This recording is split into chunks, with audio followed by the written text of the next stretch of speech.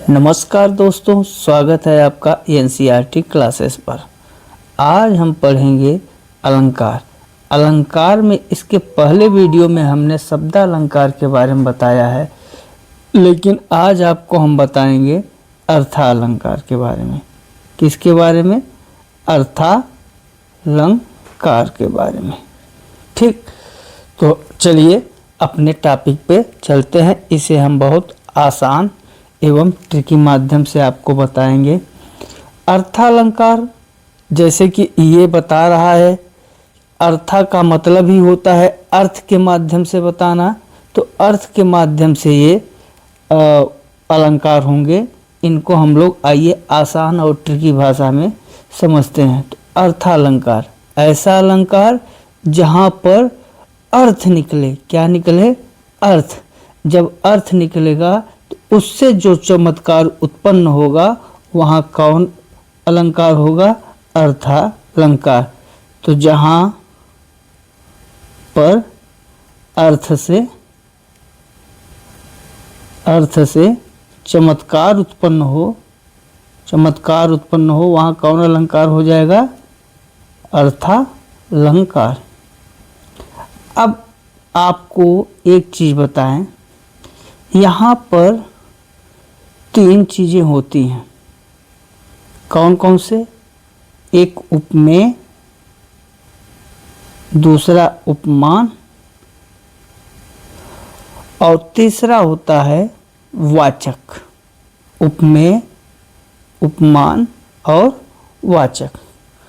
उपमेय क्या है? तो उपमेय उसे कहा जाता है जिसकी तुलना की जाए। जिसकी तुलना की जाए, अच्छे समझिएगा, तुलना की जाए। उपमेय कौन होगा? जिसकी तुलना की जाए। उपमान जिससे तुलना की जाए, जिससे तुलना की जाए। और वाचक क्या होता है? जिस शब्द से उपमा प्रकट की जाए। जिस शब्द से उपमा प्रकट की जाए। ठीक है, यहाँ पर आपको केवल इन 3 शब्दों पर ध्यान विशेष देना होता है। उपमेय क्या है? जिसकी तुलना की जाए। उपमान जिससे तुलना की जाए। और वाचक क्या है? जिस शब्द से तुलना की जाए। अब आइए हम लोग चलते हैं अपने टॉपिक पर। अर्थालंकार देखें तो जो आपके टॉपिक में अर्थालंकार है उसमें उपमा अलंकार, रूपक अलंकार और उत्प्रेक्षा अलंकार, ये आपके टॉपिक में 3 है। उपमा, रूपक, उत्प्रेक्षा। ठीक, लेकिन हम आपको और अलंकार बताएंगे, कुछ एक्स्ट्रा बताएंगे, अतिशयोक्त के बारे में बताएंगे, संदेह के बारे में बताएंगे, मानवीकरण के बारे में बताएंगे। चलिए एक एक करके हम लोग समझते हैं। तो यहाँ पर विशेष रूप से पहले हम स्टार्ट करेंगे किसके बारे में? उपमा अलंकार के बारे में। उपमा अलंकार। उपमा अलंकार होता क्या है, इसकी परिभाषा पहले जाने। तो उपमा अलंकार की जो परिभाषा है, समानता के कारण। किसके कारण? समानता के कारण जब किसी व्यक्ति या वस्तु, जब किसी व्यक्ति या वस्तु की तुलना किसी दूसरे व्यक्ति या वस्तु से की जाती है। दूसरे व्यक्ति या वस्तु से की जाती है तो वहाँ पर उपमा अलंकार होता है। क्या होगा? उपमा अलंकार होता है। ठीक, अलंकार होता है। हमने लिखा समानता के कारण जब किसी व्यक्ति की तुलना या वस्तु की तुलना किसी दूसरे व्यक्ति या वस्तु से की जाए तो वहाँ कौन अलंकार हो जाएगा? उपमा अलंकार हो जाएगा। अर्थात अगर इसको हम अलंकार के रूप में परिभाषित करें तो उपमेय की तुलना किससे होगी? उपमान से। उपमेय की तुलना किससे होगी? उपमान से। उपमेय की तुलना यहाँ अर्थात करके लिख भी सकते हैं। अर्थात उपमेय की तुलना किससे की जाएगी? उपमान से। हम ट्रिक बताएंगे आपको बहुत अच्छे से, लेकिन ये इतना आप समझिए, क्योंकि कभी कभी ये प्रश्न आता है कि किस अलंकार में उपमेय की तुलना उपमान से की जाती है। तो आपको किस अलंकार में बताया गया? उपमा अलंकार में उपमेय की तुलना किससे की जाएगी? उपमान से। उदाहरण देखिए, जैसे पीपर, पात, सरिस मन डोला। इसमें कौन सा अलंकार है? उपमा अलंकार। हमें कैसे पता हुआ कि इसमें उपमा अलंकार है? यहाँ पर जो पीपर का पत्ता है उसको देखकर मन डोल रहा है, सरिस मन डोला, तो ये आपका उपमा अलंकार हुआ। और उदाहरण देना तो मुख चंद्र सा सुंदर है। दूसरा उदाहरण अगर देखना है तो क्या देखेंगे? मुख चंद्र सा सुंदर है। ठीक, अब देखिए यहाँ पर मुख चंद्र, चंद्रमा के समान सुंदर है। तीसरा उदाहरण देखें, दिवावसान का समय था, दिवावसान का समय था, मेघमय आसमान से उतर रही, मेघमय आसमान से उतर रही, वह संध्या सुवरी परिसी, वह संध्या सुवरी परिसी, परिसी। ठीक, धीरे धीरे।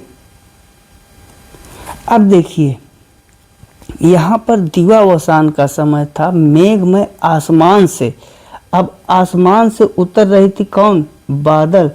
अब दिवावसान दिन के समय कौन मेघ में आसमान से उतर रही थी? वह संध्या सुवरी परी सी धीरे धीरे। इन उदाहरणों में आपने एक चीज देखा होगा, यहाँ पर देखिए पीपर पात सरिस, यहाँ मुख चंद्र सा और यहाँ परी सी, यानी आप देखिए तुलनात्मक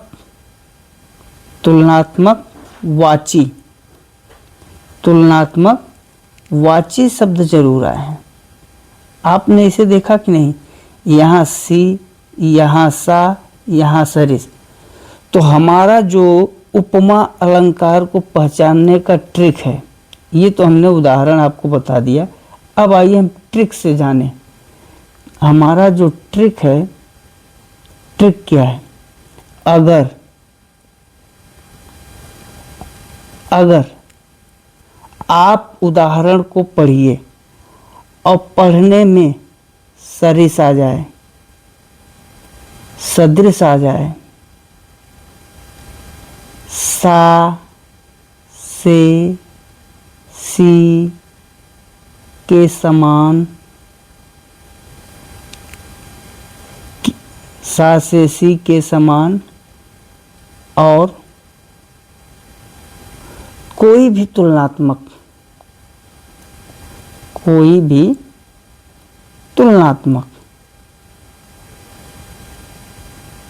वाची शब्द आए तो वहां पर कौन सा अलंकार होगा? तो वहां पर उपमा अलंकार होगा। समझिए हमने क्या कहा। अगर सरिस आ जाए, सदृश आ जाए, सा से सी के समान और कोई भी तुलनात्मक वाची शब्द, इसका मतलब अगर इनमें जब आप पढ़ेंगे तो आपको पता चल जाएगा। जैसे हमने कहा कि पीपर पास सरिस, अब देखिए सरिस जो है तुलनात्मक वाची शब्द है, तो ये सब जैसे ही आ जाएं आपको समझ जाना है वहाँ पर कौन अलंकार होगा, उपमा अलंकार होगा।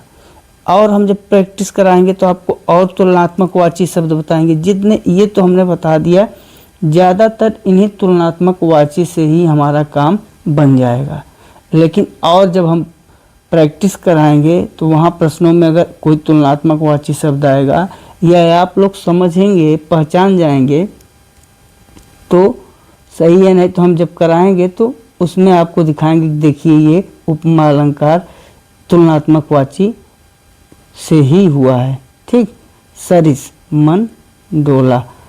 अब देखिए जो हमने ये उदाहरण बताया था, इसमें देखिए सरिस आ गया, यानी जो पीपर का पत्ता है समान, पीपर पात सरिस मन डोला, मतलब पत्ते के समान मन डोल गया पीपर को देखकर। तो यहाँ जो सरिस है ये हमेशा कौन सा है, तुलनात्मक वाची। ऐसे हर जगह जहाँ पर उपमा अलंकार होगा कौन सा शब्द मिलेगा आपको, तुलनात्मक वाची। ठीक है, रूपक अलंकार देखिए, रूपक अलंकार, रूपक अलंकार की परिभाषा क्या होगी। रूपक अलंकार की परिभाषा है कि उपमेय को ही उपमान मान लिया जाता है। जहाँ पर उपमेय को ही, जहाँ पर उपमेय को ही उपमान मान लिया जाए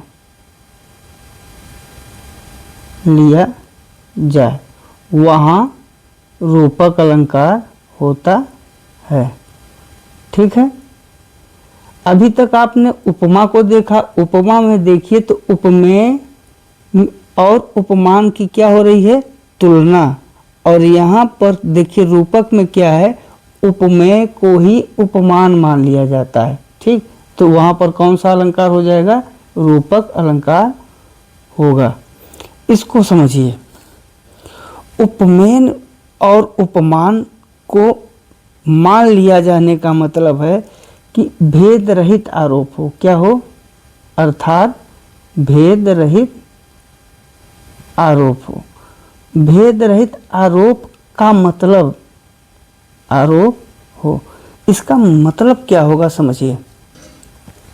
भेद रहित आरोप का जो मतलब है, जैसे हमने बताया कि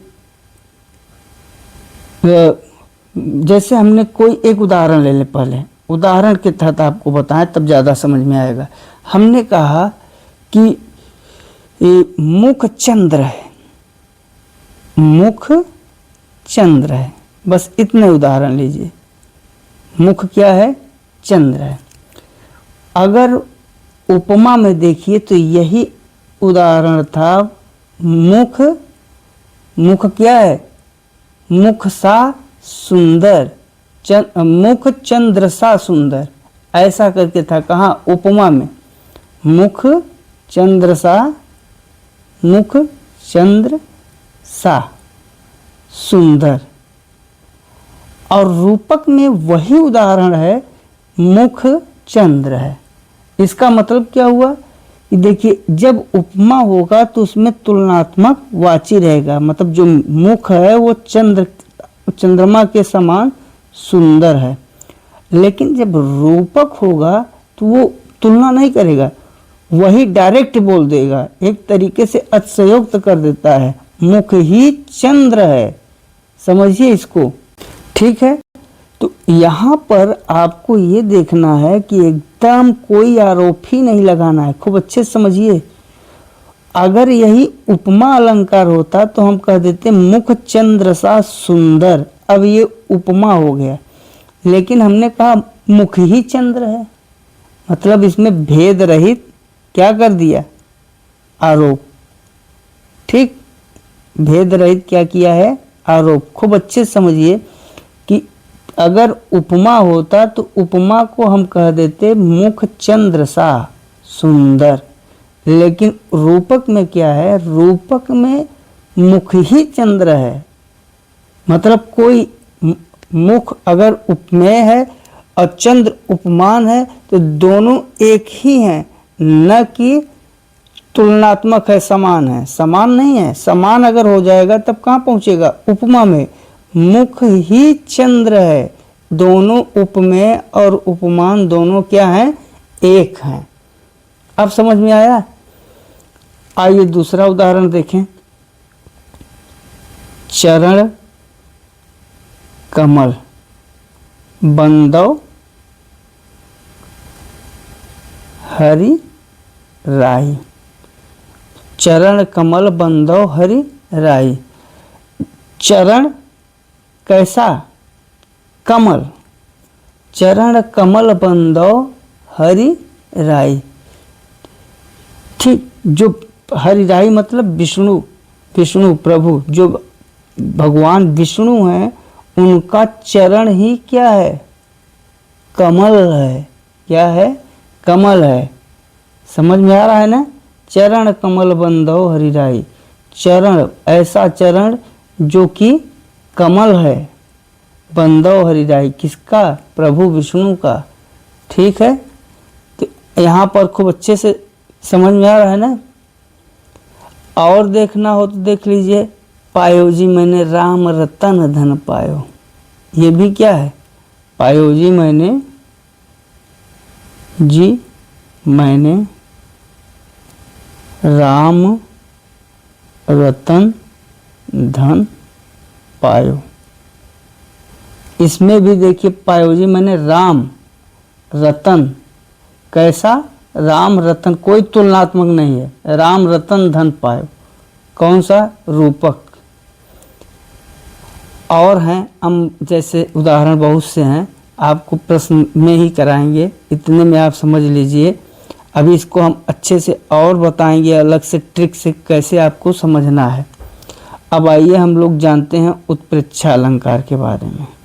किस अलंकार के बारे में, उत्प्रेक्षा अलंकार। उत्प्रेक्षा अलंकार किसे कहेंगे, ऐसा अलंकार जहाँ में उपमेय और उपमान की संभावना प्रकट की जाए। उपमेय और उपमान की क्या प्रकट की जाए, संभावना। उपमान की संभावना प्रकट की जाए, प्रकट की जाए। वहाँ पर कौन सा अलंकार होगा, उत्प्रेक्षा अलंकार होगा। और उत्प्रेक्षा अलंकार का एक कंडीशन और बता दें आपको कि अगर उत्प्रेक्षा अलंकार होगा तो जो हमारा ट्रिक है, जनः, जनः जानः, मनः मानः, जन, जनः जानः मनः मानः, जन जानो, मन मानो। जनहु जानहु मनहु मानहु जन जानो मन मानो।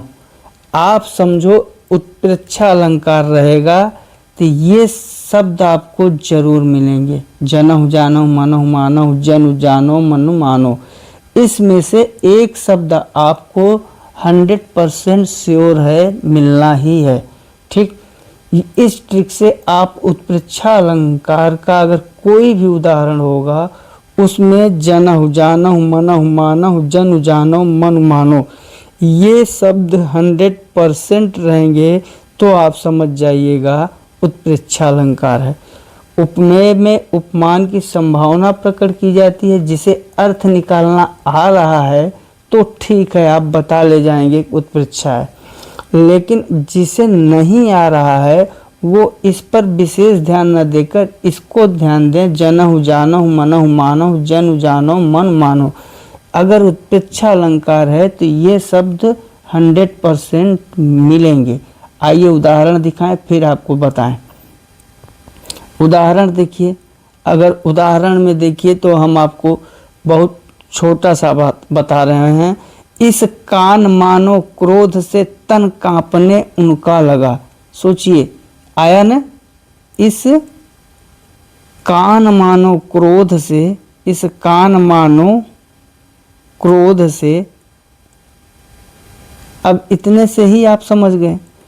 इस कान मानो क्रोध से तन कांपने उनका लगा, तन कांपने उनका लगा। ठीक, मानो हवा के जोर से, मानो हवा के जोर से सोता हुआ सागर जगा। जोर से सोता हुआ सागर जगा। आइए हम आपको समझाते हैं। अगर आप इसके अर्थ पे जाएंगे तो अर्थ जल्दी नहीं निकाल पाएंगे। देखिए, उत्प्रेक्षा के लिए हमने बताया जनहु जानहु मनहु मानव जन जानहु मन मानव में से एक शब्द श्योर 100% है कि रहेगा। देखिए यहाँ पे आया हुआ है कि नहीं, मानो मानो। कहीं कहीं तो एक बार ही आता है, लेकिन यहाँ पर अगर 2 बार दिया है तो आप इसी से पकड़ लीजिए कौन सा अलंकार है। उत्प्रेक्षा पूरा पढ़ने की जरूरत ही नहीं है।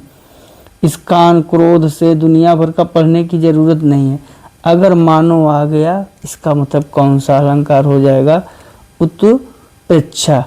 अब देखिए, अभी दूसरा उदाहरण जैसे हमने रूपक में बताया, वैसे यहाँ पे हम आपको बता रहे हैं। मानो मुख चंद्र सा है, मानो मुख चंद्र सा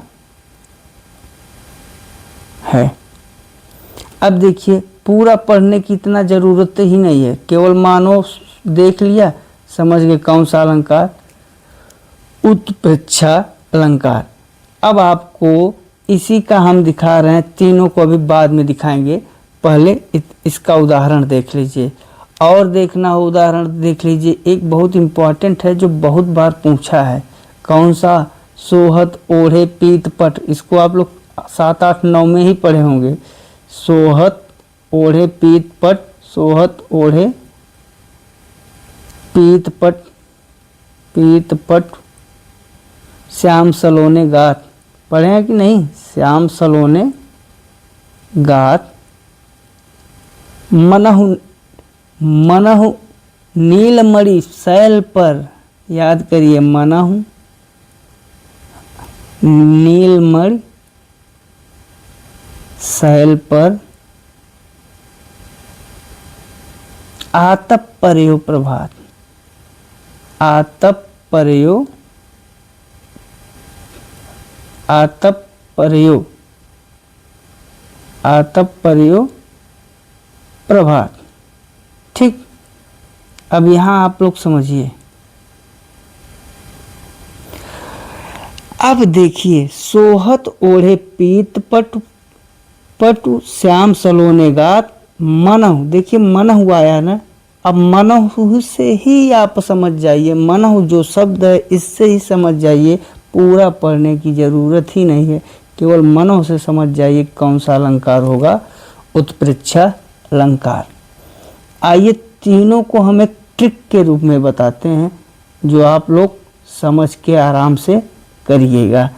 देखिए, तीनों को हम एक तुलना के रूप में यहाँ पर लिखते हैं उपमा, यहाँ लिखते हैं रूपक, और यहाँ पर लिखते हैं उत्प्रेक्षा। इससे आप लोग बहुत अच्छे से समझ जाएंगे।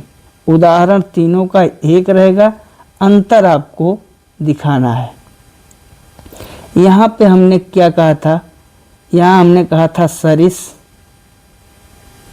सदृश, सा से सी रा रे री, सा से सी रा रे री, के समान, के समान, ये हम सब बता रहे हैं आपको, के समान या कोई भी तुलनात्मक वाची शब्द, ठीक है, वाची शब्द जितने से आपका काम होगा उसी को बता रहे हैं। भेद रहित आरोप, इसमें क्या होगा, भेद रहित आरोप। उत्प्रेक्षा में जनहु, जानहु, मनहु, मानहु, जन, जानो, मनु, मानो, इतने से ही आपका काम होना है। इसमें हमने लिखा सदिश, सरिस, सा से सीरा रेरी, नाने नी भी कर सकते हैं, के समान या कोई भी तुलनात्मक वाची शब्द। इसमें भेद रहित आरोप। और इसमें क्या है, जनहु जानो, मनहु मानो, जन जानो, मनु मानो। इसको हमें समझाना है आपको एक उदाहरण से। तीनों का उदाहरण एक ही होगा, तीनों का उदाहरण क्या होगा, एक ही होगा। लेकिन आइए समझते हैं कि तीनों में अंतर क्या है। जैसे मुख चंद्र सा सुंदर है, इसी को लेंगे, मुख चंद्र सा सुंदर है, ले लिया। अगर वही रूपक में होगा तो मुख चंद्र है, मानो मुख चंद्र है। तीनों में देखिएगा, मानो मुख चंद्र सा है। देखिए यहाँ पर मुख चंद्र सा है, मुख चंद्र सा सुंदर है। यहाँ पर आपको खुद ही समझ में आ रहा है कि तुलना क्या हो रही है, तुलना। और यहाँ पर मुख चंद्र है, इसको देख के आप समझ गए होंगे कि मुख चंद्र मतलब मुख और चंद्रमा में कोई अंतर ही नहीं है। कोई अंतर दिख रहा है क्या, कोई अंतर नहीं है। कोई अंतर दिख रहा है, कोई भी नहीं, ठीक। और यहाँ पर आपको मानो, मानो का मतलब ही हो जाता है क्या, संभावना। तो आप केवल 3 चीज़ें याद रखिएगा और जितना हमने बताया उसको मत ध्यान दीजिएगा। केवल ये याद करिए कि सदिश, सरिस, सा से सीरा रेरी ना नैनी, के समान या कोई भी तुलनात्मक वाची, भेद रहित आरोप, जनहु जानो, मनहु मानो, जन जानो, मन मानो या मानो मन मानो। यही 8 शब्द याद रखिएगा।